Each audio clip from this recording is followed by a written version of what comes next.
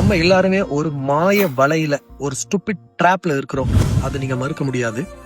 அது என்னன்னா false propaganda and false media. கொஞ்ச நாளுக்கு முன்னாடி நம்ம தேர்தல் ஆணையத்து மேலேயும் மத்திய அரசு மேலேயும் ஒரு குற்றச்சாட்டு வச்சாங்க. ஓட் சோரி அப்படின்றதையும் அந்த ஸ்பெஷல் இன்டென்சிவ் ரிவிஷன்ஸ் SIR அப்படின்றதையும் எதிர்த்து ராகுல் காந்தி அவர்களிருந்து நம்ம ஊர் அரசியல்வாதிகள் எல்லாருமே பெரும் குற்றச்சாட்டு வச்சாங்க. இந்த SIR முடிஞ்ச அப்புறம் பாத்தீங்கன்னா தமிழ்நாடு தான் ஹையஸ்ட். டிராஃப்ட் பண்ணும்போது 97 லட்சம், அப்புறம் டைம்லாம் கொடுத்து வாக்காளர்களை பெயர் மாற்றம் அதெல்லாம் செஞ்சு இன்க்ளூட் பண்ண பிறகு 74 லட்சம். அதுக்கு அடுத்தபடியா வெஸ்ட் பெங்கால் 63 லட்சம். இவ்வளவு வாக்காளர்கள் நீக்கப்பட்டிருக்காங்க. அந்த நீக்கப்பட்ட வாக்காளர்கள்ல 74 லட்சத்துல ஒரு 20 லட்சம் பேர் ஐயோ என் பேரை நீக்கிட்டாங்கன்னு சொல்லி கோர்ட் நாட மாட்டாங்களா?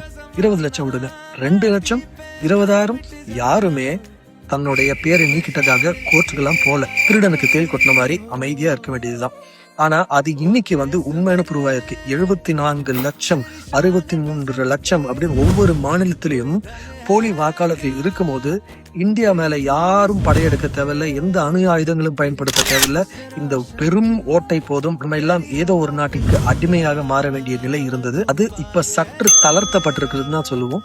நம்ம ஒவ்வொருத்தரும் சிந்திச்சு வாக்களிக்கும் போதுதான் எது உண்மை எது பொய், யார் நல்லவங்க யார் கெட்டவங்க அப்படின்றது நமக்கு தெரியும். 10 நாள் என் கூட இந்த அரசியல் பாடத்துல டிராவல் பண்ணீங்க. அதனால உங்களுக்கு போனஸா ஒரு சர்டிபிகேட் நாளைக்கு கிடைக்கும் போது காத்திருங்கள். நாளை சந்திப்போம்.